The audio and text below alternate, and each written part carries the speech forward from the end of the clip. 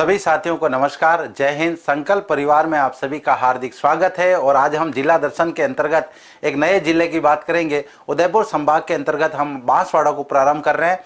इस क्लास में हम बांसवाड़ा के परिचय और कुछ महत्वपूर्ण तथ्यों के बारे में बात करेंगे। सभी साथियों का स्वागत है इस क्लास के अंदर। जितने भी साथी लाइव हैं, क्लास को लाइक करें, अपने मित्रों के साथ क्लास को शेयर करना ना भूलें। बिल्कुल हाड़ौती से प्रणाम, भरतपुर से प्रणाम, सांवरिया सेठ की धरा से प्रणाम, जोगाराम जी चौटन से प्रणाम, सभी को प्रणाम, सभी को राम राम। जय चित्तौड़, जय मेवाड़, तमन्ना जी वानू आपको भी राम राम प्रणाम, सभी को प्रणाम। घनश्याम जी जाट मेवाड़ से राम राम, बिल्कुल सभी को प्रणाम है, सभी को राम राम है। कानाराम जी कमांडो जय हिंद कर रहे हैं, बिल्कुल आपको भी जय हिंद है। तो सभी को प्रणाम, सभी को राम राम है। आज की क्लास को प्रारंभ करते हैं। आज की क्लास में हम बांसवाड़ा की बात करेंगे, बांसवाड़ा में सामान्य परिचय की बात करेंगे।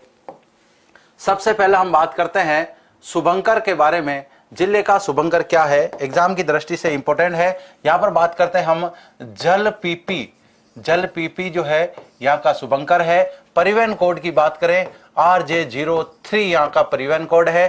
प्राचीन नामों की यदि बात करें तो वागड़ का क्षेत्र मतलब इस क्षेत्र में कौन कौन शामिल है? डूंगरपुर व बांसवाड़ा शामिल, बांसवाड़ा क्षेत्र शामिल। कल हमने बात की थी कि बांसवाड़ा और डूंगरपुर जो क्षेत्र है संयुक्त रूप से वागड़ कहलाता है। सामंत सिंह ने इसकी स्थापना की थी। महारावल उदय सिंह जी जो है वो यहाँ के शासक होते हैं। जब वो खानवा युद्ध में जाते हैं, वीर गति को प्राप्त होते हैं, उसके बाद उनके दो पुत्रों के द्वारा इसको दो हिस्सों में बांट लिया जाता है। बांसवाड़ा जगमाल के हिस्से में आता है, जबकि डूंगरपुर पृथ्वी सिंह जी के अंडर में आता है। भौगोलिक उपनामों की बात करें, सबसे पहले हम बात करते हैं, इसे 100 द्वीपों का शहर कहा जाता है। 100 द्वीपों का शहर कहा जाता है। कर्क रेखा का मार्ग कहा जाता है। कर्क रेखा का मार्ग कहा जाता है। आदिवासियों का शहर कहा जाता है। आदिवासियों का शहर कह दो या इसे देश कह दो। आदिवासियों का देश जो है वो भी इसे कहा जाता है। सर्वाधिक वर्षा के कारण इसे राजस्थान का चेरा पूंजी भी कहा जाता है। और भी बहुत सारे नाम हैं, लेकिन सबसे ज्यादा जो फेमस नाम है वो ये नाम माने जाते हैं। राजस्थान में मानसून का प्रवेश द्वार भी कहलाता है। राजस्थान में मानसून का प्रवेश द्वार, राजस्थान में मानसून जो है उसका प्रवेश द्वार कहलाता है। और कौन सा मानसून जो है वो है अरब सागर का जो मानसून है वो बांसवाड़ा से प्रवेश करता है। इसके अलावा हम क्षेत्रफल की बात करें, 5037 वर्ग किमी जो है इस जिले का क्षेत्रफल है। जनसंख्या की बात करें, 17.97 लाख यहाँ की जनसंख्या है। साक्षरता की बात करें, 56.3% यहाँ की क्या है? साक्षरता है। नेक्स्ट बात करते हैं लिंगानुपात की बात करें, 980 यहाँ का लिंगानुपात है। बाल लिंगानुपात की दृष्टि से बात करें तो राज्य में सर्वाधिक है। तो यहाँ पर हम बात कर सकते हैं राज्य में सर्वाधिक बाल लिंगानुपात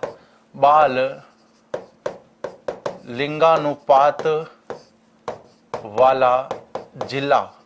और बाल लिंगानुपात कितना है? 934। इसके अलावा हम जनघनत्व की बात करते हैं, 397 व्यक्ति प्रति वर्ग किलोमीटर जो है यहाँ पर जनसंख्या निवास करती है।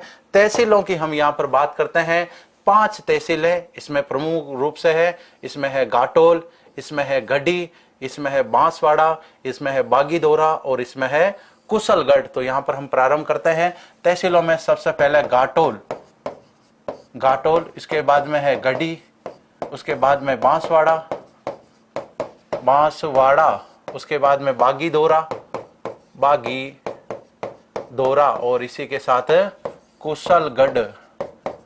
कुशलगढ़ जो है वो भी यहाँ पर तहसील है। लोकसभा क्षेत्र की बात करें तो डूंगरपुर बांसवाड़ा दोनों संयुक्त है, तो इसमें हम बांसवाड़ा भी लिख सकते हैं, है ना। बड़ा क्षेत्र जो है वो बांसवाड़ा का है। छोटा जिला इसके अंदर कौन सा शामिल है, वो इसमें डूंगरपुर भी शामिल है। विधानसभा क्षेत्र की बात करें, यही क्षेत्र जो है, जो तहसीलें हैं वो सभी इसमें विधानसभा क्षेत्र हैं। तो घाटोल, गढ़ी,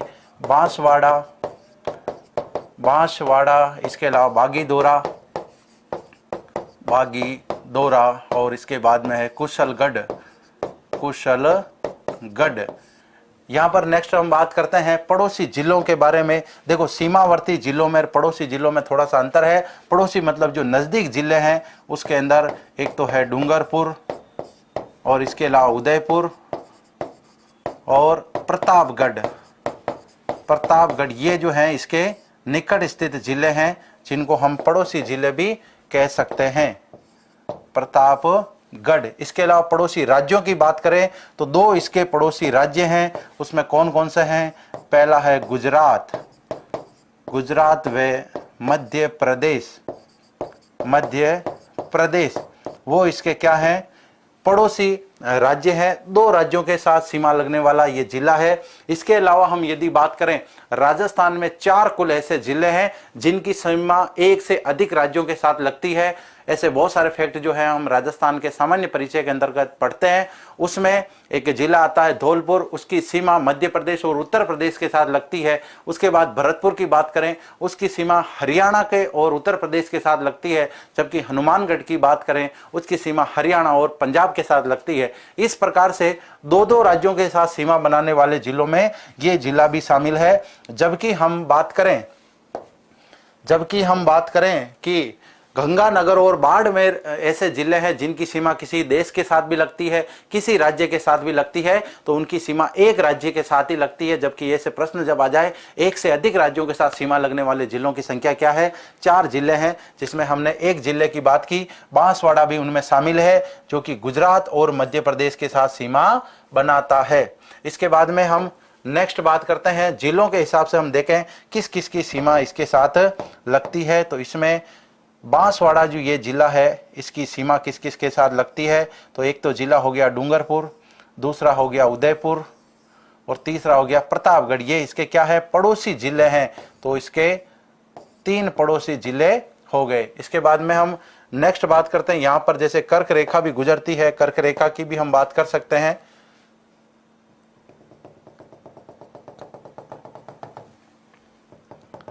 यहां से कर्क रेखा गुजरती है। कर्क रेखा जो है वो डूंगरपुर के चीखली गांव से प्रवेश करती है। डूंगरपुर का जो हिस्सा है, यहाँ पर वो जगह है चीखली गांव या चीरली गांव भी आता है। चीरली या चीखली गांव जो है यहाँ से प्रवेश करती है। राजस्थान में इसकी लंबाई कितनी है? 26 किलोमीटर इसकी लंबाई है और 2 जिलों से ये गुजरती है। 2 जिलों के नाम क्या क्या हैं? तो यहाँ पर हम बात कर सकते हैं बांसवाड़ा व डूंगरपुर। और सबसे निकट जो स्थान है जिससे ये सीमा रेखा गुजरती है, तो यहाँ पर हम बात कर सकते हैं कुशलगढ़ जो है ये बिल्कुल कर्क रेखा के निकट स्थित है। तो यहाँ पर लिख सकते हैं कर्क रेखा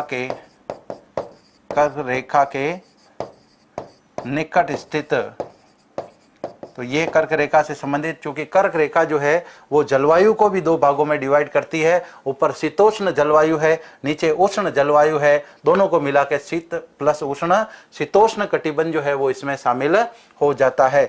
नेक्स्ट हम बात करते हैं प्रमुख नदियों की। कौन कौन सी नदियां इस जिले में बहती है? उसमें सबसे प्रमुख नदी है माही, उसके बाद है अन्नास, उसके बाद है चेनी भी यहाँ पर नदी बहती है। इसके अलावा हिरण या हारन नदी, ये भी प्रमुख यहाँ की नदियां हैं। झील जलाशय की यदि हम बात करें, झील जलाशय में प्रमुख रूप से है माही बजाज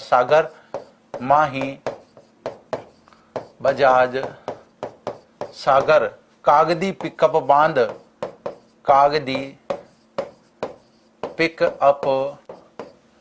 बांध जो है वो यहाँ पर प्रमुख है। इसके अलावा हम यहाँ पर बात कर सकते हैं, यहाँ पर बाई तालाब है, बाई तालाब है वो फेमस है। इसके अलावा हम बात कर सकते हैं आनंद सागर।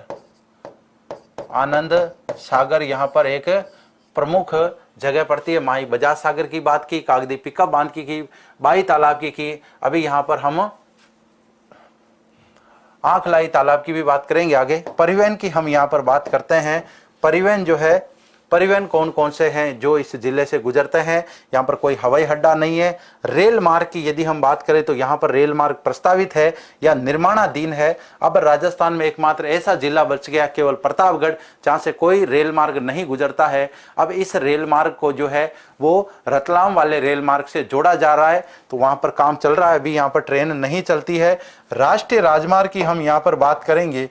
राष्ट्रीय राजमार्ग, यहाँ से चित्तौड़ से एक राष्ट्रीय राजमार्ग आता है जिसका नाम क्या है, चित्तौड़ से राष्ट्रीय राजमार्ग वाया निम्बाड़ा होते हुए इधर वापस प्रतापगढ़ होते हुए आता है और इधर वापस गुजरात की तरफ चला जाता है। ये कौन सा राष्ट्रीय राजमार्ग है, ये है NH 113 और ये कौन सा क्रमांक है, पुराना क्रमांक। पूर्व में जो इसका नाम था वो था NH 13, जबकि वर्तमान में यदि हम बात करें जिसका नाम क्या है NH 56। अभी वर्तमान में चित्तौड़ से निम्बाड़ा होते हुए जो ये राष्ट्रीय राजमार्ग गुजर रहा है इसका नाम क्या है 56। तो यहाँ पर हम बात कर सकते हैं पूर्व में जो NH था उसका नाम क्या था NH 113 और नया क्रमांक जो है वो क्या है अब इसका 56। तो यहाँ पर हम लिख सकते हैं NH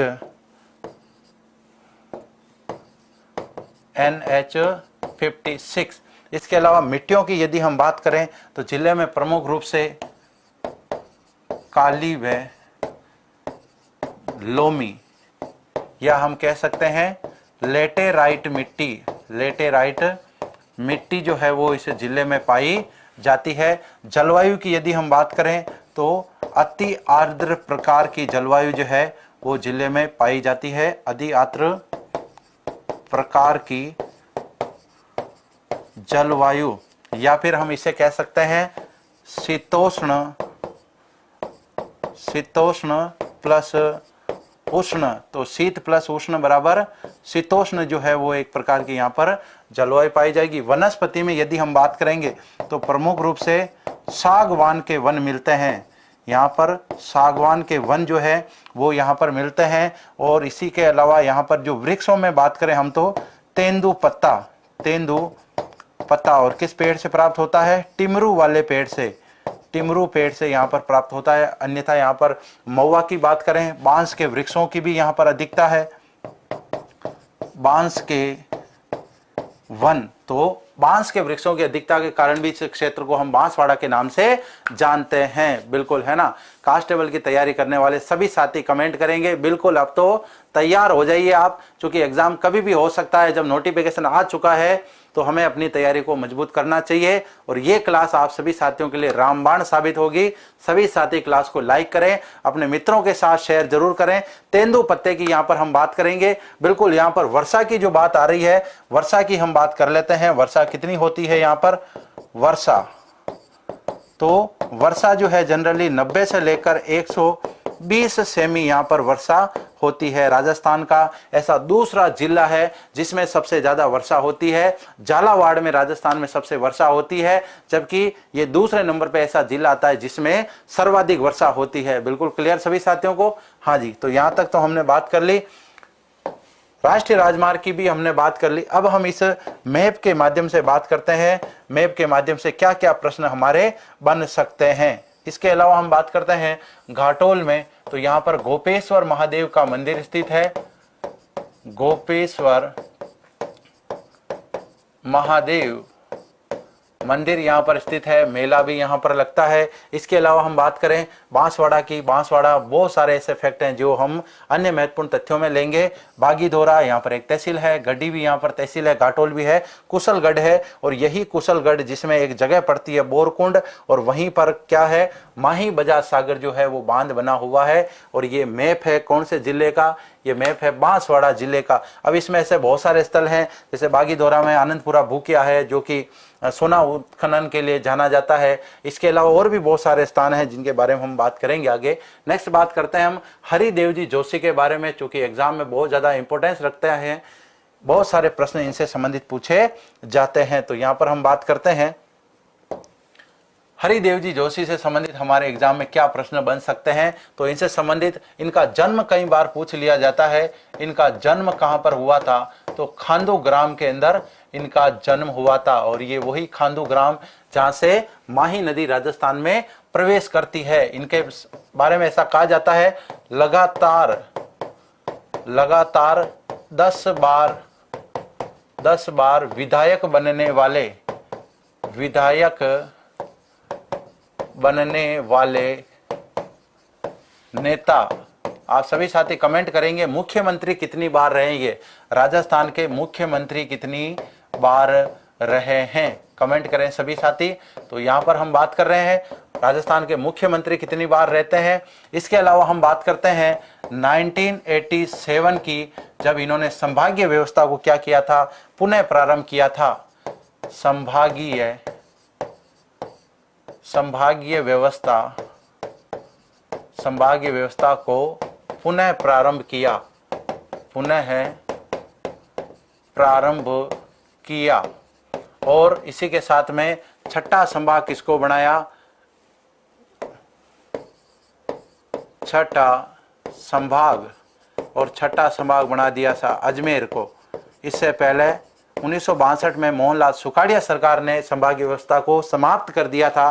कितनी बार, कुछ साथी कह रहे हैं 2 बार रहे हैं, कुछ साथी कह रहे हैं 3 बार रहे हैं, कुछ साथी कह रहे हैं 4 बार रहे हैं। बिल्कुल मुख्यमंत्री का जो कार्यकाल है वो कितनी बार इन्होंने पूर्ण किया है वो सभी लाडले कमेंट करेंगे। 1987 जिसमें डेट आ जाती है, इसमें 15 जनवरी को तो संभागीय व्यवस्था को पुनः प्रारंभ करने की घोषणा की गई। 26 जनवरी 1987 से व्यवस्थित रूप से वापस संभागीय व्यवस्था को प्रारंभ किया गया। संभागीय व्यवस्था के अंतर्गत जिलों के ऊपर नियंत्रण स्थापित करने के लिए 5-5, 4-4, 6-6 जिलों का समूह बना दिया जाता है। उन पर एक संभागीय आयुक्त जो कि एक सीनियर IAS अधिकारी होते हैं, उनकी नियुक्ति कर दी जाती है। इससे प्रशासन के द्वारा उनका संचालन जो है वो आराम से कर लिया जाता है। 2 बार जितने भी साथी कमेंट करें पूरी तरीके से गलत है, ठीक है ना। 2 बार जितने भी साथी कमेंट कर रहे हैं पूरी तरीके से गलत है। भरतपुर संभाग जो है वसुंधरा राजे जी ने बनाया था, ये बात भी सही है। बिल्कुल सभी साथी क्लास को शेयर भी करते रहें और पुनः वापस कमेंट अपने करते रहें। 10 बार मुख्यमंत्री बने, ये भी बात सही है। लो जी, 10 बार मुख्यमंत्री बने, 10 बार तो लगातार क्या बने, 10 बार तो लगातार ये विधायक बने हैं। और हरिदेव जी जोशी की यदि हम बात करें, हरिदेव जी जोशी 3 बार जो है वो लगातार तो नहीं कह सकते, अलग अलग कार्यकाल में मुख्यमंत्री रह चुके हैं और प्रसिद्ध कांग्रेसी नेता भी हैं। ये प्रसिद्ध कांग्रेसी नेता रहे हैं। मुख्यमंत्री सबसे लंबा कार्यकाल की बात करें, सबसे लंबा कार्यकाल किनका है, मोहनलाल जी सुखाड़िया का है, जिन्होंने 17 वर्ष तक क्या है मुख्यमंत्री का कार्यकाल किया है और 4 बार उन्होंने शपथ ली थी और ये 3 बार मुख्यमंत्री रहे हैं। बिल्कुल क्लियर, 10 बार लगातार MLA रहे, रिकॉर्ड तोड़ दिया इन्होंने, एक भी बार नहीं हारे। इसके बाद में हम बात करते हैं यशोदा देवी जी की, यह भी एक प्रमुख व्यक्तित्व है। यशोदा देवी जी से क्या प्रश्न पूछा जा सकता है, तो यहां पर हम बात करते हैं राजस्थान की प्रथम महिला विधायक, राजस्थान की प्रथम महिला विधायक होने का गौरव जो है वो श्रीमती यशोदा देवी जी को मिलता है। और कब, 1953 के उपचुनाव में, जब यहां से हम बात करते हैं कुशलगढ़ क्षेत्र से बांसवाड़ा जिले की यदि हम बात करें तो यहां से एक सीट खाली हो गई थी और पुनः चुनाव हुए थे, तब इनको जीत मिली थी। कौन सी पार्टी से इनका संबंध था, प्रजा सोशलिस्ट पार्टी। आपको तो इतना याद रखना है, राजस्थान की प्रथम महिला विधायक होने का इनको गौरव प्राप्त है। पहली विधानसभा की जब चुनाव की बात हुई तब उसमें बहुत सारी महिला प्रतिनिधियों ने भाग लिया, लेकिन एक भी महिला प्रतिनिधि जीत करके विधानसभा में शामिल होकर नहीं आ पाई। उसके बाद में यहां पर हम बात करें बांसवाड़ा से, यशोदा देवी जी जो है प्रथम महिला विधायक होने का इनको गौरव प्राप्त हुआ। श्यामलाल जी की यदि हम बात करें तो श्यामलाल जी प्रसिद्ध तीरंदाज है, यहाँ के प्रसिद्ध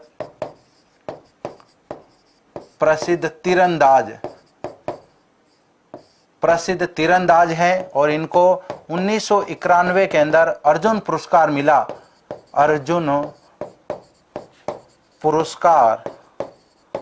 अर्जुन पुरस्कार मिला। इनको अर्जुन पुरस्कार दिया गया। अर्जुन पुरस्कार हम सभी जानते हैं खिलाड़ियों को दिया जाता है, एक सर्वोच्च सम्मान भी है। और श्यामलाल की यदि हम बात करें तो श्यामलाल जी किसके, बांसवाड़ा जिले के निवासी हैं। नेक्स्ट हम बात करते हैं टिमरू क्या है। देखो ये एग्जाम में प्रश्न पूछे गए हैं इसलिए ये पॉइंट लिए गए हैं। टिमरू की यदि हम बात करें तो यहाँ पर इनके जो पत्ते होते हैं, इनके पत्ते क्या कहलाते हैं, तेंदू कहलाते हैं, तेंदू। और इसका उपयोग क्या है, बीड़ी उद्योग में इसका उपयोग है, बीड़ी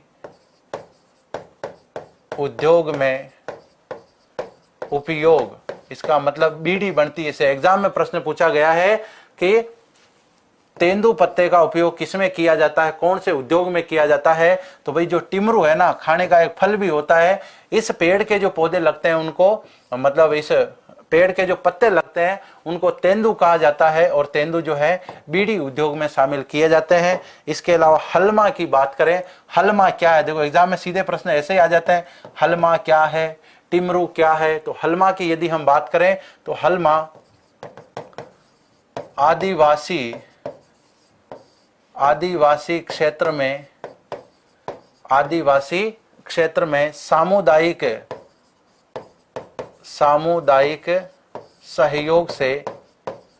सामुदायिक सहयोग से गृह निर्माण की सांस्कृतिक जो परंपरा है, सांस्कृतिक परंपरा कहने का मतलब यह है, आदिवासी क्षेत्र में जब भी कोई सामुदायिक भवन बनता है, सामुदायिक कोई भी घर बनता है, उसमें समाज के सहयोग से जो भी निर्माण होता है वो क्या कहलाता है, हलमा कहलाता है। आजकल इस प्रकार के राजस्थान के जो भी एग्जाम हो रहे हैं उसमें कला संस्कृति में इस प्रकार के सीधे पॉइंट से पूछ लिया जाता है हलमा क्या है, या फिर ये पूरी लाइन देकर के पूछेंगे इससे संबंधित पॉइंट क्या है, जिसमें हलमा, टिमरू और भी बहुत सारे नाम हो सकते हैं। गुरु गोविंद गिरी विश्वविद्यालय की यदि हम बात करें तो ये बांसवाड़ा के अंदर स्थापित है। बांसवाड़ा आदिवासी शिक्षा को समर्पित, आदिवासियों की शिक्षा को समर्पित। और यदि हम इसकी बात करें 2012 में इसकी स्थापना की जाती है। पूर्व में जो राजीव गांधी ट्राइबल यूनिवर्सिटी थी जिसकी स्थापना उदयपुर में की गई थी, उसी को स्थानांतरित कर दिया गया यहाँ पर, और उसका नया नाम क्या किया गया है, गुरु गोविंद गिरी विश्वविद्यालय उसका नया नाम किया गया है। इसके बाद में हम बात करें बांसवाड़ा अनुसंधान केंद्र की।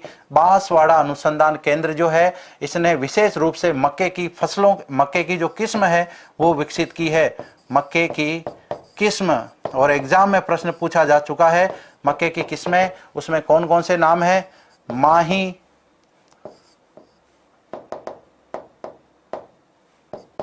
माही कंचन, माही कंचन व माही धवल। माही कंचन व माही धवल जो है वो मक्का की प्रमुख किस्में हैं।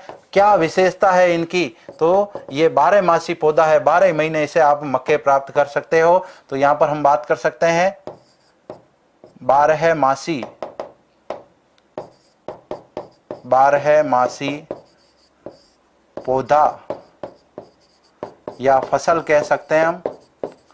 जैसे गर्मी के टाइम पे भी आपको मक्का खाने की इच्छा हो गई ना, तो ये बीज जो है वो आप अपने खेत में बो सकते हैं। 12 महीने इससे मक्के प्राप्त किए जा सकते हैं। बाकी यदि हम बात करें, मक्का जो है वो स्पेशली खरीफ की फसल मानी जाती है, मतलब इस समय जो बारिश का मौसम होता है इस समय मक्का बोया जाता है। पश्चिमी राजस्थान की बात करें, इस तरफ मक्का बोया नहीं जाता है, यहाँ पर सबसे ज्यादा बाजरा बोया जाता है। तो यहाँ पर ये जो एक ऐसी फसल है, बांसवाड़ा अनुसंधान केंद्र ने इस फसल को विकसित किया है। और यहीं पर चावल अनुसंधान केंद्र भी स्थित है। चावल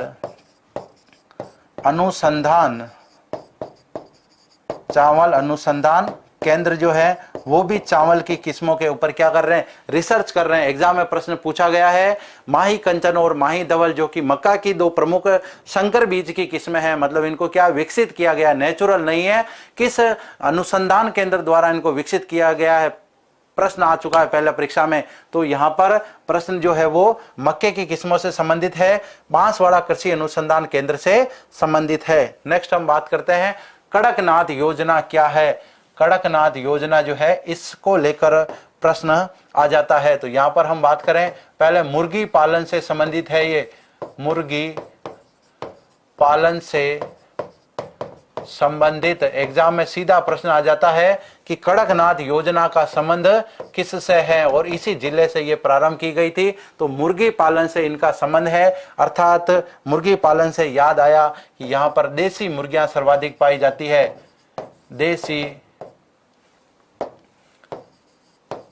देसी मुर्गियां सर्वाधिक, या फिर हम कह सकते हैं कि सबसे ज्यादा जो देसी मुर्गियां हैं वो इस जिले में पाई जाती है। इसके अलावा हम बात करें फार्मिंग वाली मुर्गियां, फार्मिंग वाली मुर्गियां जिसे आप पोल्ट्री फार्म कहते हो, मुर्गियां कहां पर है, अजमेर में। इसी वजह से अजमेर को अंडों की टोकरी कहा जाता है। लेकिन एग्जाम में प्रश्न आ जाए राजस्थान में सर्वाधिक देसी मुर्गियां किस जिले में पाई जाती है, सबसे ज्यादा देसी मुर्गियां पाई जाती है बांसवाड़ा जिले में। अब यहां पर आप सभी साथियों को कमेंट करना है कि बांसवाड़ा प्रजामंडल जो है उसकी स्थापना किसने की थी। तो स्थापना तो हो जाती है 1945 में, और यहां पर यदि हम स्थापना की बात करें तो कुशलगढ़ प्रजामंडल की, कुशलगढ़ एक ठिकाना हुआ करता था रियासत काल में। आप सभी साथी कमेंट करेंगे कि यहां पर इसकी स्थापना किसके द्वारा की जाती है। कुशलगढ़ की तो स्थापना की जाती है भंवर लाल जी निगम के द्वारा, भंवर लाल जी निगम। आप सभी साथी कमेंट करेंगे कि यहां पर बांसवाड़ा प्रजामंडल की स्थापना किसने की।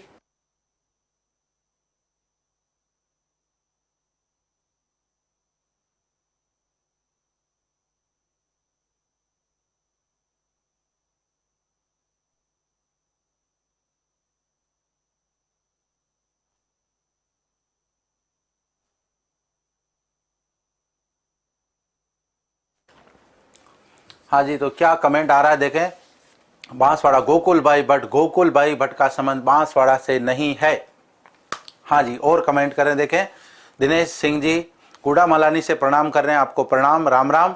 हाँ जी, सर्राफ नाम आ रहा है, माणिक लाल नाम आ रहा है, नहीं, इसमें से कोई नाम यहाँ इससे संबंधित नहीं है। तो यहाँ पर हम बात कर सकते हैं इन जिस प्रजामंडल की जो स्थापना है वो भूपेंद्र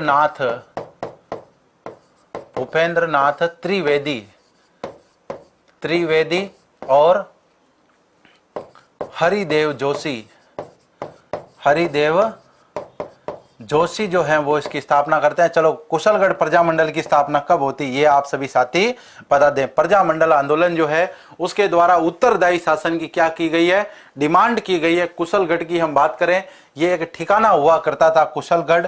अब इसमें जो प्रजामंडल है उसकी स्थापना कब हुई थी। हाँ, भूपेंद्र नाथ त्रिवेदी, इसके साथ में हरिदेव जी जोशी भी थे जो लगातार 10 बार क्या रहते हैं, विधायक रहने का रिकॉर्ड बनाते हैं। अब यहाँ पर हाँ, चिराग जी चौहान कह रहे हैं मैं बांसवाड़ा से हूँ, बिल्कुल स्वागत है आपका। इस बात पर क्लास को शेयर करें, आपके गृह जिले की बात हो रही है, क्लास की शेयर में कोई कंजूसी नहीं होनी चाहिए। 1942 से एक आंसर आया है चेतन राम जी लेगा का, बिल्कुल सही है, बांसवाड़ा से हूं, बिल्कुल, बहुत बहुत सभी का स्वागत है। सभी पूरा राजस्थान यहां पर लाइव देख रहा है साथियों, कोई दिक्कत नहीं। आप अपने जिस जिले से हो और उस जिले की बात हो रही है तो शेयर करने की सबसे ज्यादा जिम्मेदारी आपकी बनती है। आपके गृह जिले की बात हो रही है और इसी क्रम में हम जिला दर्शन को आगे बढ़ा रहे हैं। 1942 आंसर आ रहा है, बिल्कुल सही है, 1942 में इस प्रजामंडल की स्थापना हुई थी। आगे बढ़ते हैं।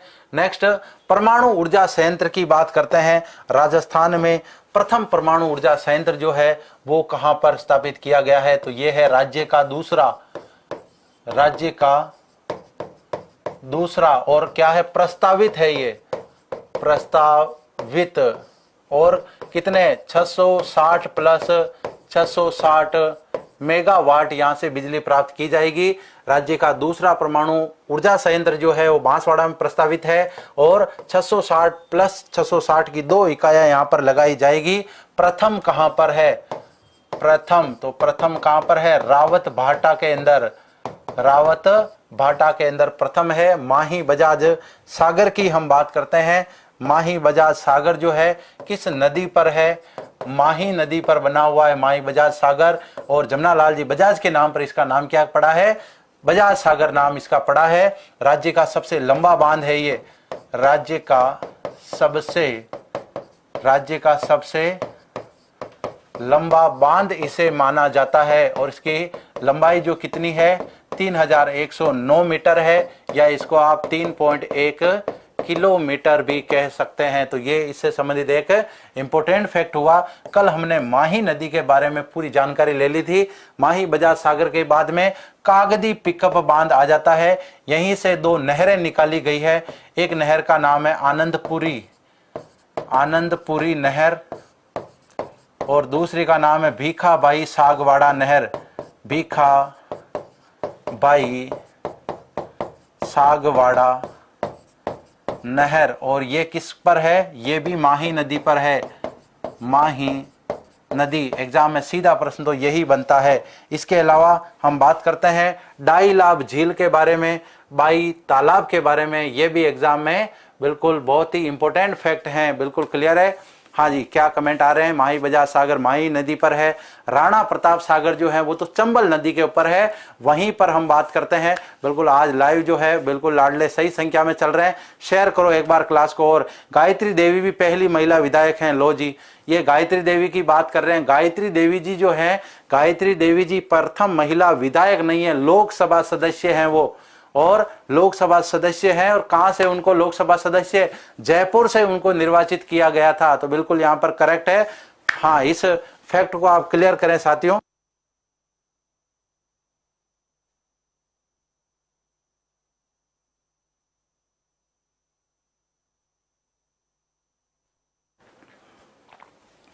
हाँ जी, तो सभी को क्लियर है।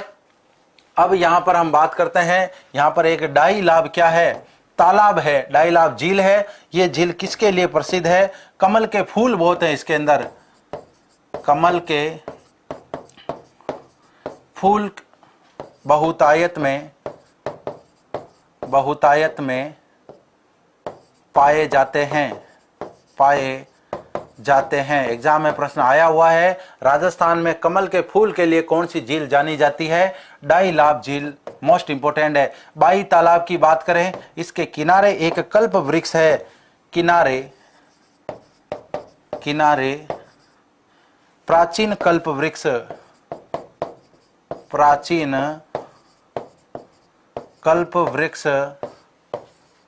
स्थित हैं। अब अजमेर में भी एक ऐसी जगह है जहां पर क्या है? कल्प वृक्ष है। देखें, कमेंट करेंगे अजमेर में वो कौन सी जगह है जहां पर कल्प वृक्ष है? प्राचीन कल्प वृक्ष यहां पर है। कल्प वृक्ष का मतलब कल्पना के आधार पर जो बात होती है वो इस वृक्ष के द्वारा सत्य कर दी जाती है। सभी साथी कमेंट करेंगे अजमेर में वो कौन सी जगह है जहां पर भी क्या है? कल्प वृक्ष हैं, कल्प वृक्ष हैं। अजमेर की कौन सी जगह जहां पर कल्प वृक्ष है? राजस्थान में 2 जगह पर कल्प वृक्षों की मान्यता है। एक जगह पड़ती है बाई तालाब जो कि बांसवाड़ा में है, दूसरी जगह अजमेर में है। बिल्कुल कमेंट करें सभी साथी। हाँ जी, तो यहां पर कमेंट करें, यहां पर सभी साथी। मांगल्यावास अजमेर है। क्या बात है, बिल्कुल एकदम करेक्ट आंसर दिया है। अजमेर में जो कल्प वृक्ष है वो जगह कौन सी है? मांगलियावास जो है वो यहां पर सही आंसर है। बहुत बढ़िया, धन्यवाद। नेक्स्ट हम बात करते हैं आनंद सागर झील जो है, ये झील कहां पर स्थित है? आनंद सागर झील बांसवाड़ा में है। क्या महत्व है इस झील का? तो यहां पर बात करते हैं झील के किनारे बांसवाड़ा के, झील के किनारे बांसवाड़ा के शासकों का, बांसवाड़ा के शासकों कह दो, महारावल कह दो, बांसवाड़ा के शासकों का, महारावल का क्या है? शाही शमशान घाट है, शाही शमशान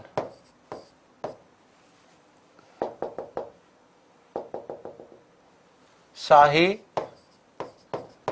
शमशान घाट जो है वो यहाँ पर स्थित है और यहीं पर इनकी क्या बनी हुई है, शासकों की छत्रियां बनी हुई है, छत्रियां बनी हुई है, बनी हुई है। एग्जाम में प्रश्न आता है मेवाड़ के शासकों की छत्रियां कहां पर है, यहीं पर कोटा के शासकों की छत्रियां कहां पर है, बीकानेर के शासकों की छत्रियां कहां पर है, जयपुर के शासकों की छत्रियां कहां पर है। इसी प्रकार से यदि प्रश्न आ जाए बांसवाड़ा के महारावल, इनका अंतिम संस्कार कहां पर होता था, आनंद सागर झील के किनारे, और यहीं पर इनकी छत्रियां बनी हुई है। इसके अलावा हम बात करते हैं जगपुरा, आनंदपुरा, भूकिया जो है ये स्थल किससे संबंधित हैं, यहां से क्या हो रहा है, सोना उत्खनित हो रहा है। तो यहां पर हम बात कर सकते हैं सोना उत्पादन क्षेत्र, सोना उत्पादन क्षेत्र है। और यहीं पर हम बात करें सोना उत्खनन का कार्य कौन कर रही है, तो ऑस्ट्रेलिया की एक कंपनी है,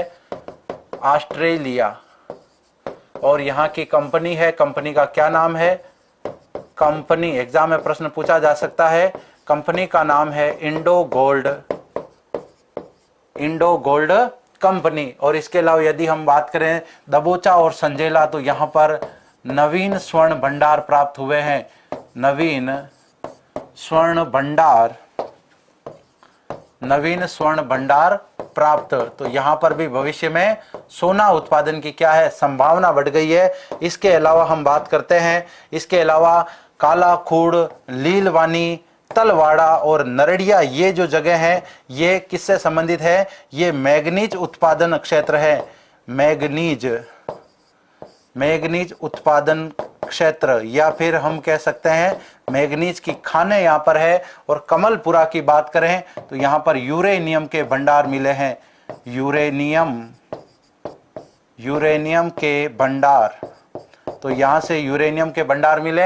एग्जाम में सीधा प्रश्न आता है राजस्थान में सोने के जो भंडार हैं वो कहां से प्राप्त हुए हैं, उसमें दो जगह का नाम आता है, जगपुरा भूकिया और आनंदपुरा भूकिया। तो इसका मतलब जगपुरा आनंदपुरा भूकिया जो है यहां से सोने का क्या हो रहा है, उत्खनन को हो रहा है। इसके अलावा दबोचा और संजेला जो ये भी बांसवाड़ा में नवीन यहां से स्वर्ण भंडार प्राप्त हुए हैं, तो ये भी एक इंपॉर्टेंट हो गया।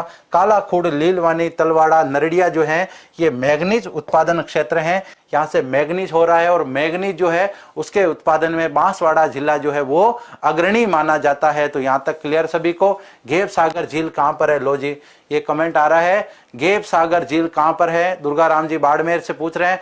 कल हमने बात की थी ये झील कहाँ पर है, तो आप सभी साथी देख लें कल कौन सी क्लास हुई थी, वहां पर ये गेप सागर झील स्थित है। मैग्नीज का उत्पादन होता है। कमलपुरा की यहाँ पर हम बात कर रहे हैं, कमलपुरा जो है यूरेनियम के यहाँ पर भंडार स्थित हैं। नेक्स्ट बात करते हैं जिले में कौन कौन से मेले हैं जो प्रमुख रूप से हैं, मतलब त्योहार और मेले कौन कौन से बढ़ते हैं।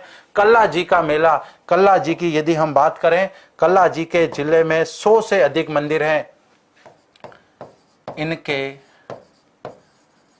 जिले में 100 से अधिक मंदिर, 100 से अधिक जो है इनके मंदिर बने हुए हैं। और यहीं पर गोपीनाथ का गढ़ा नामक जगह पर यह मेला बढ़ता है। आश्विन सुदी माह में नवरात्रि का जो प्रथम रविवार होता है उसमें ये मेला बढ़ता है। घोटिया अंबा मेले की बात करें, ये घोटिया नामक जगह पर बढ़ता है, चैत्र अमावस्या को बढ़ता है और जिले का सबसे बड़ा मेला माना जाता है। जिले का सबसे बड़ा मेला, जिले का सबसे बड़ा ग्रामीण मेला कह दो, चूंकि सबसे ज्यादा तो ग्रामीण जनसंख्या है। अंधेश्वर महादेव जी का जो मेला है वो यहाँ पर कार्तिक पूर्णिमा को मेला बढ़ता है। जबकि मानगढ़ धाम पहाड़ी जो है, जहाँ पर मानगढ़ की वहाँ पर जो घटना हुई थी 17 नवंबर 1913 को, उसकी याद में यहाँ पर एक मेला बढ़ता है मार्गशीर्ष पूर्णिमा को, या फिर माघ पूर्णिमा कह दो, यहाँ पर मेला बढ़ता है। इसके अलावा हम बात करें गोपेश्वर महादेव जी की, इनका घाटोल में मंदिर बना हुआ है और यहीं पर इनका मेला कार्तिक पूर्णिमा को लगता है। माही महोत्सव की बात करें, बांसवाड़ा जिले में बढ़ता है और माही महोत्सव फरवरी में आयोजित होता है। पहली बार कब आयोजित हुआ था, तो पहली बार 2008 में आयोजित। जितने भी महोत्सव होते हैं ना, अधिकांश महोत्सव आयोजित कौन करवाते हैं, राजस्थान पर्यटन विभाग। तो राजस्थान पर्यटन विभाग द्वारा, राजस्थान पर्यटन विभाग द्वारा आयोजित, राजस्थान पर्यटन विभाग द्वारा जो है ये सारे मतलब मेले जो है, अधिकांश तो मेले क्षेत्रीय मेले हैं, जबकि इसमें जो माही महोत्सव है ये महोत्सव जो है किसके द्वारा, राजस्थान पर्यटन विभाग के द्वारा आयोजित किए जाते हैं। अब यहाँ पर हम कुछ महत्वपूर्ण तथ्यों की बात करते हैं कि बांसवाड़ा से संबंधित हमने कौन कौन से फैक्ट जो है अभी तक नहीं देखे। पहली बात तो यहाँ पर तीरंदाजी अकेडमी स्थित है, तीरंदाजी अकेडमी यहाँ पर स्थित है। इसके अलावा बांस के वृक्षों की जिले में अधिकता है, बांस के वृक्षों की जिले में अधिकता, जिले में अधिकता है। इसके अलावा हम यहाँ पर बात करते हैं कि यहाँ पर अभी हमने बात की थी कि यहाँ पर मक्का की फसलें जो हैं वो उत्पादित होती है, माही कंचन और माही धवल। इसके अलावा यदि हम बात करें सर्वाधिक देसी मुर्गियां जिले में पाई जाती है, सर्वाधिक देसी मुर्गियों वाला जिला, देसी मुर्गियों, सर्वाधिक देसी मुर्गियों वाला जिला, सबसे ज्यादा देसी मुर्गियां यहाँ पाई जाती है और फार्मिंग मुर्गियां जो है वो अजमेर में पाई जाती है। इसके अलावा हम बात करते हैं सर्वाधिक बांस के वृक्षों की यहाँ पर अधिकता है, तीरंदाजी अकेडमी है। इससे पहले हमने गुरु गोविंद विश्वविद्यालय की यहाँ पर हमने बात की थी। तेंदु पत्तों की अधिकता, तेंदु पत्तों की अधिकता वाला जिला, अधिकता वाला जिला, बांस के वृक्षों की अधिकता है और सागवान वृक्ष भी पाए जाते हैं, सागवान वनों वाला जिला। उदयपुर में भी सागवान के वन पाए जाते हैं, तो सागवान वनों वाला जिला भी इसे हम कह सकते हैं। और भी इससे संबंधित बहुत सारे ऐसे फैक्ट हैं जो कि हम इनको अन्य महत्वपूर्ण तथ्यों में ले सकते हैं। बिल्कुल, तो यहाँ पर हम बात कर रहे हैं, हाँ जी, बांस क्या है, एक प्रकार की घास है, सबसे लंबी घास इसको माना जाता है। तो यहाँ पर हम लिख सकते हैं एक प्रकार की घास है, एक प्रकार की घास है और सबसे लंबी घास मानी जाती है, सबसे लंबी घास इसे माना जाता है। बिल्कुल, और कमेंट करें सभी साथी आगे।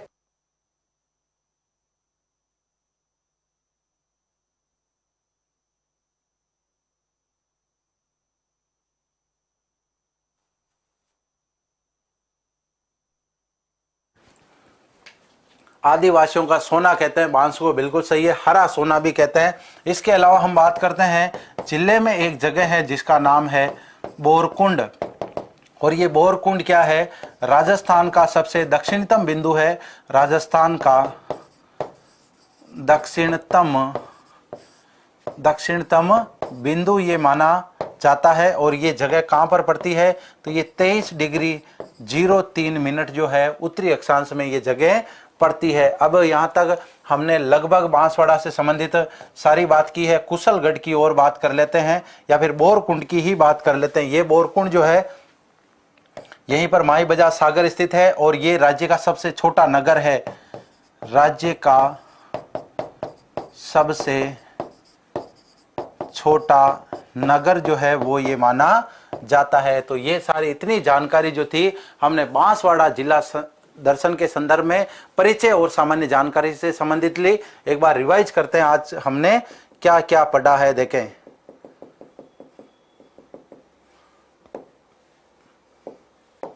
हाँ जी, तो आज सबसे पहले हमने बात की शुभंकर के बारे में। जलपीपी जिले का शुभंकर है। आरटीओ कोड की मतलब यहाँ के वाहन जो चलते हैं उनको परिवहन संख्या क्या दी गई है, RJ03। प्राचीन नामों की बात करें, वागड़ का एक क्षेत्र रहा है, क्योंकि बांसवाड़ा और डूंगरपुर जो है वो वागड़ के ही हिस्से हैं, जो कि हम बात कर रहे थे। महाराज उदय सिंह जी की मृत्यु के बाद इनको स्वतंत्र हिस्से मान लिया गया। चगमाल ने जो है वो बांसवाड़ा की स्थापना स्वतंत्र रूप से की। भौगोलिक उपनामों की बात करें, 100 द्वीपों का शहर इसे कहा जाता है, कर्क रेखा का मार्ग कहा जाता है, आदिवासियों का इसे शहर कहा जाता है, राजस्थान में मानसून का प्रवेश द्वार माना जाता है।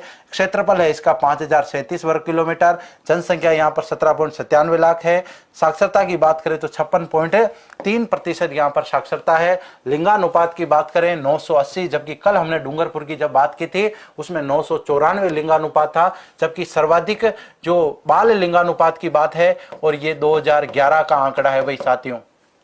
2011 में सर्वाधिक बाल लिंगानुपात जो कि 934 जो है वो यहाँ का पाया गया। नेक्स्ट, जनघनत्व की बात करें 397 व्यक्ति प्रति वर्ग किलोमीटर यहाँ का जनघनत्व है।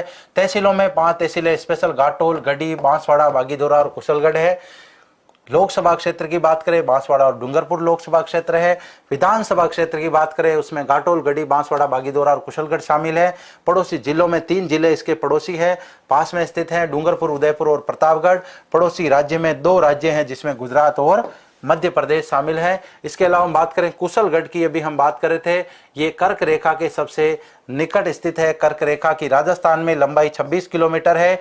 ये चीरली चीखली नामक जो जगह है डूंगरपुर में पड़ती है, यहाँ से ये रेखा जो है राजस्थान में प्रवेश करती है और 2 जिलों के अंदर ये रेखा गुजरती है, बांसवाड़ा और डूंगरपुर। नेक्स्ट बात करते हैं प्रमुख नदियों की। माही, अनाज, चैनी, हिरन, हारन नदियां जो है वो इस जिले से गुजरती है। इसके अलावा जिलों की बात करें, माही, बजाज सागर, कागदी, पिकअप बांध, बाई तालाब, आनंद सागर झील, ये जो है इस जिले में स्थित जलाशय है। परिवहन की बात करें, पूर्व के जो क्रमांक हैं उसमें NH 113 बताया गया है। अभी नए जो क्रमांक है उसके अनुसार NH 56 इसको क्रमांक मिला है। मिट्टियों की बात करें, काली, लोमी और लेटराइट मिट्टियां मिलती है।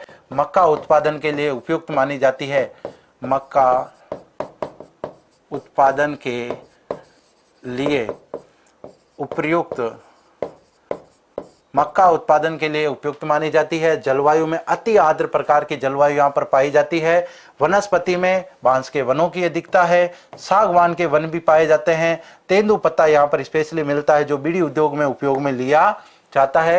यहाँ पर राष्ट्रीय राजमार्ग को हमने मैप के माध्यम से समझा। इसके बाद में बांसवाड़ा के जो पर्टिकुलर स्थल हैं वहां से भी हम बात करें, जैसे कुशलगढ़ की बात की, कर्क रेखा के सबसे निकट, कर्क रेखा के सबसे निकट जो है ये स्थल माना जाता है। नेक्स्ट, हरिदेव जी जोशी, खांदू गांव में इनका जन्म हुआ था। लगातार 10 बार विधायक रहने का रिकॉर्ड बना दिया इन्होंने। 3 बार मुख्यमंत्री रहे, प्रसिद्ध कांग्रेसी नेता थे। 1987 में इन्होंने संभागीय व्यवस्था को पुनः प्रारंभ किया था। अजमेर को इन्होंने 6ठा संभाग बनाया था, जो कि संभागीय व्यवस्था 1962 में मोहनलाल जी सुखाड़िया सरकार जो थी उन्होंने समाप्त कर दी थी। यशोदा देवी की यदि हम बात करें तो राजस्थान की प्रथम महिला विधायक होने का इनको गौरव प्राप्त है। 1953 के उपचुनाव में ये जीती। प्रजा सोशलिस्ट पार्टी से इनका संबंध था। श्यामलाल जी जिले के निवासी हैं, प्रसिद्ध तीरंदाज हैं। 1991 में इनको अर्जुन पुरस्कार से सम्मानित किया गया। टिमरू की बात करें, टिमरू एक वृक्ष होता है, इसके फल भी लगते हैं जिसे टिमरू कहते हैं। वागड़ में इसकी विशेष रूप से जो नाम है वो टिमरू नाम है। इसके पत्ते को तेंदु पत्ता कहते हैं जो बीड़ी उद्योग में उपयोग में लिया जाता है। और राजस्थान पुलिस में प्रश्न आ चुका है, राजस्थान पुलिस में ये प्रश्न आ चुका है। हलमा क्या है, ये भी आने की संभावना है। आगामी जो प्रश्न है वो इसी प्रकार से रणनीति से बनेंगे। नेक्स्ट, गुरु गोविंद गिरी विश्वविद्यालय बांसवाड़ा जिले में स्थित है, आदिवासियों की शिक्षा को समर्पित है। बांसवाड़ा कृषि अनुसंधान केंद्र, ये दोनों जो है ये रट लेना आप, ये दोनों एग्जाम में जब भी फसलों की किस्मों के बारे में आता है तो ये 2-3 बार एग्जाम में प्रश्न पूछा जा चुका है। चावल अनुसंधान केंद्र भी यहाँ पर स्थापित है।